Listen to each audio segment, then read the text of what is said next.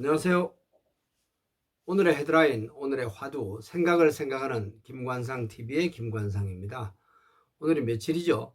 2024년 3월 1일 3일절, 105주년 3일절입니다.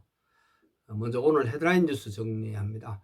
오늘 전국적으로 바람이 강하게 불고 서울 최저기온 6도까지 내려가면서 꽃샘추위입니다.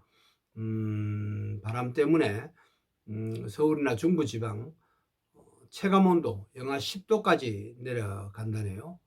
지역에마다 좀 다르겠죠. 서해안은 눈과 비, 내일까지도 온다고 합니다. 105주년 3일절을 맞아서 어제 이미 3.1운동 기념 행사한 곳도 있고 오늘도 기념식 또 행사 진행될 예정입니다.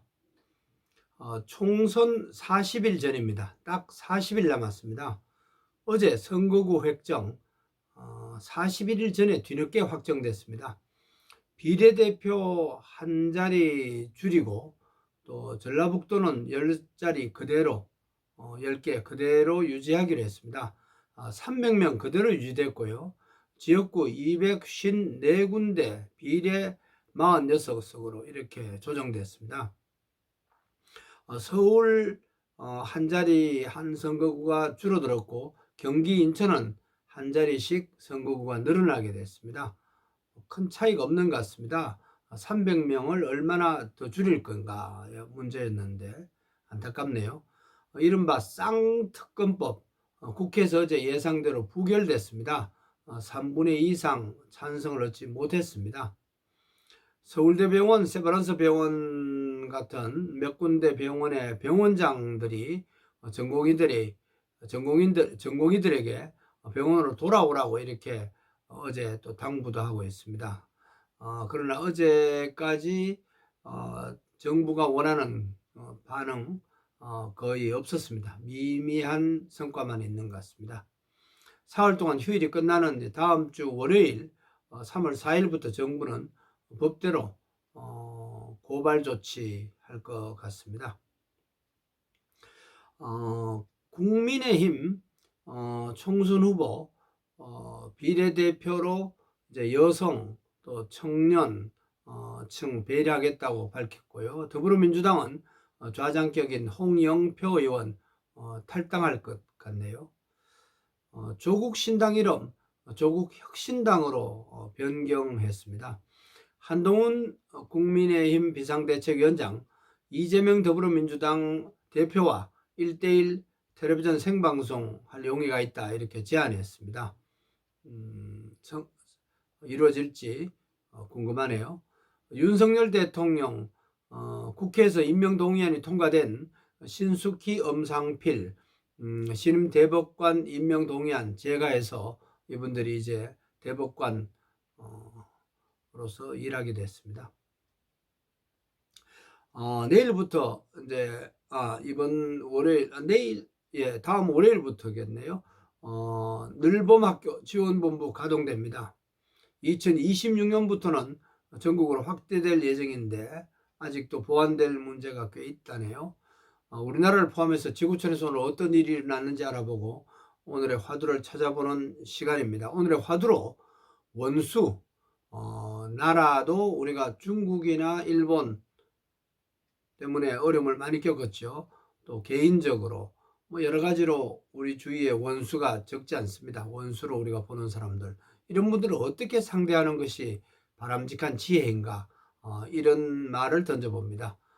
오늘 일어났던 일 정리합니다. 오늘은 3월 첫째 날이죠. 나태주 시인의 3월이라는 시 부분적으로 좀 소개해 드립니다. 3월은 오는구나.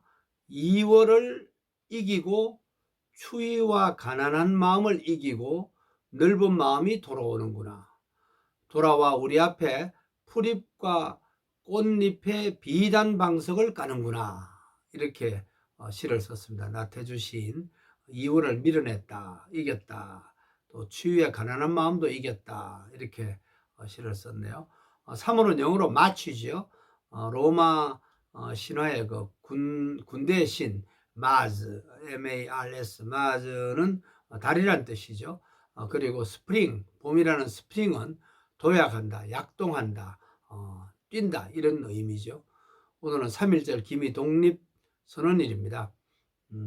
105년 전 낮 12시에 서울을 비롯해서 평양, 진남포, 의주, 선천, 원주 등에서 동시에 독립선언문이 낭독됐습니다.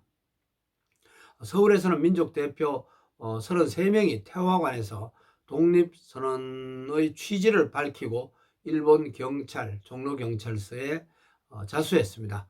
손병희, 최린 이런 천도교 인사도 많았고 이승훈 등 이승훈 선생 등 개신교 목회자들, 장로들도 많았죠. 한용운 선생하고 불교는 2명이었고 천주교의 신부나 이런 분들은 그 당시 한 명도 없었죠.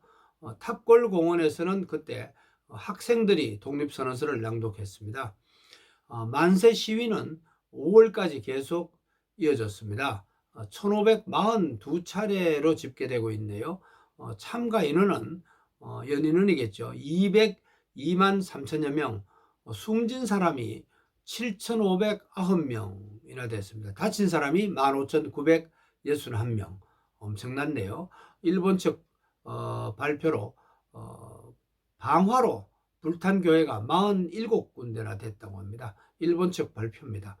간도와 연해주, 미국에서도 만세 시위가 이어져서 북간도에서는 3월 13일 용정 독립선언, 또 연해주에서는 3월 17일 시위가 계속됐습니다. 오늘 서기전 69년 박혁것에 태어났습니다.